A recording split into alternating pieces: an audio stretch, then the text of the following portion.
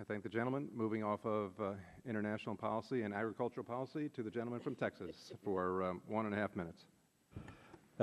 Thank you, Mr. Chairman. I want to read a couple of things here. One is, according to the SEC's conduct regulation, and I quote, "The Securities and Exchange Commission has been entrusted by Congress with the protection of the public interest in a highly significant area of our national economy.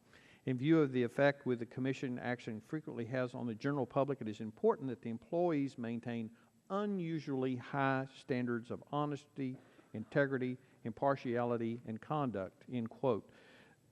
According to the standards of ethical conduct for employees of the executive branch include, a quote, "Employees shall endeavor to avoid any actions creating the appearance that they are violating the law or ethical standards set forth as in this part, whether particular circumstances create an appearance that the law or these standards have been violated should be determined from the perspective of a reasonable person with knowledge of relevant facts," end quote.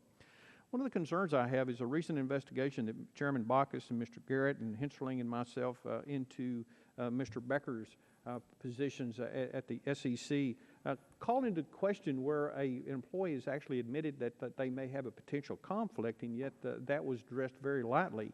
And when I look at the appearance standard and the reasonable person standard, it appears that possibly that was not followed in this issue.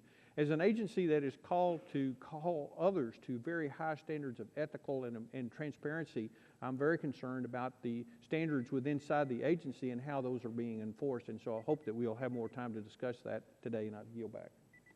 Gentleman yields